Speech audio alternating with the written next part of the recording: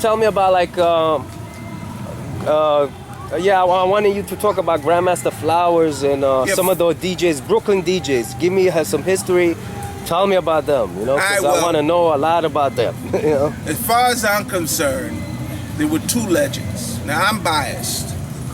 First of all, I've got a healthy battle mentality. So I don't look up to very many. I look down on a lot.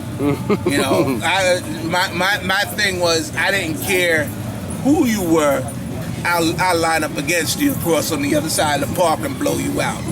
You know, when my homeboys would come from jams uptown and tell me about Grandmaster Flash, oh man, he scratches with his nose and with his elbows and all. I said, oh, let him go ahead and do that, and I'll just put on a dope record and blow his ass out. You know, because that was my mentality. But there were a couple of DJs I looked up to. And the two I looked up to most, both for their ability and then for their systems, was App. He had a crew called Electrified Sounds. And as far as I'm concerned, he was the dopest crew. His was the dopest in Brooklyn. Wow. And GrandMasterFlowers. Oh, man. And GrandMasterFlowers, he didn't have a crew. But, you know, I guess he got different people to help him with his speakers all the time. But his sound system was always pumping.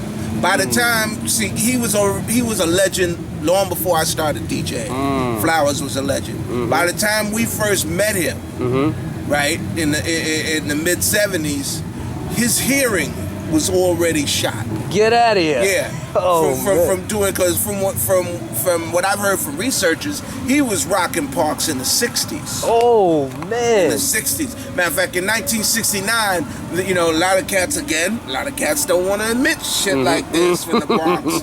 But in 1969, he opened up for James Brown. Right. James Brown, in Yankee Stadium. In Yankee Stadium. You know, yes, now ain't right. that a coincidence that all of a sudden that happened up there, you know? And that happened after that. We talking 1969. Oh, yeah, well, Flowers, yeah, by the time we knew him, he couldn't use headphones anymore. So he cued with a big speaker. Get out of here. Yeah.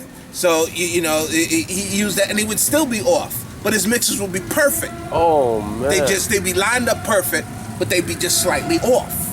Wow. You know, they didn't drift. He had them lined up, but they would be slightly off. That's because he had a hearing problem by then. But his system still was the dopest sounding systems. Wow.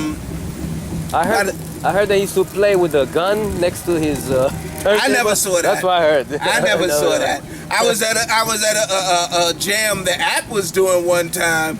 And somebody pulled out a gun. This is how dope his system was. He did a jam in PS 137, not 137, 251. 251 Park. And now PS either JH. It was a junior high school. Now they're all middle schools. They're all MSs. But back then they were all called junior high schools. And he did a jam in that park with one speaker. Somebody else had already set up. He came, one column, you know, because you know you set up two columns, you know, with stereo system. He set up one column, 3 speakers, boom, blew the sucker out. Blew the sucker out. But the thing was, what App was legendary for is if he was in a battle and somebody had more shit than him, he'd go back and get more. He can come back. We saw him one time at you know, the Labor Day parade up on Eastern Parkway. Yeah, he did that park over right across the street from, well, it's a school for the deaf now. It used to be Prospect Heights. And he did that park in there, had that park bumping, man. Bumping. And he had his vans lined out outside that he using there. But he was dope. But what I admired most, you know, because this is what I was into, was the system. You know, because what we learned to do, you know, because a lot of cats would line up mad speakers but didn't know what to do with them. You know, they just had them. And so their shit would be static and ground hums and all that. You know, and we learned at an early age Probably because we met Richard Long up at the disco convention in Manhattan, and got blown away by his philosophies. Was that, first of all, the thing that, when you leave a jam and your ears will be ringing, that's caused by mids and highs. Oh, shit. If you hook up and make sure you have the dope bass, the kind of bass that you can feel it kick you, you only need but so much mids and highs to make the sound clear and round and warm. And then somebody can stand there and be rocked all night long. We learned that up to set up our systems. So when we were battling somebody, sometimes they have twice as much equipment as we do. And we blow them out because we knew how to set our system up. So, we get the most, out of a least amount of equipment. But there were many times also when we had multiple crews where our speakers were as high as this fence.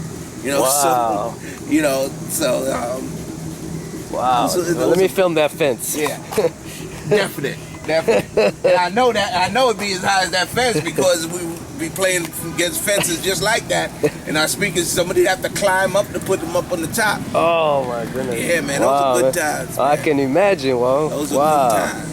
So you probably laugh now when you see these sound systems here, like this, and like even in the clubs, the sound is whack. Well, I laugh to keep from crying. Yes. Because it used to be an art. It's the same thing with the music that I'm hearing.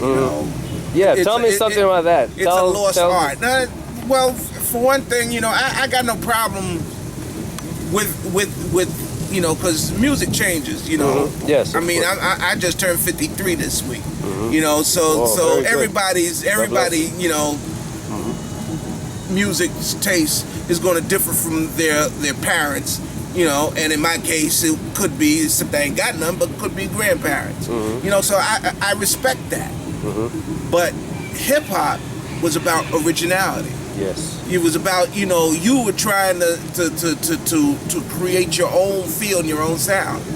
But now that the industry has gotten control of rap, I won't even call that shit hip hop. Thank you.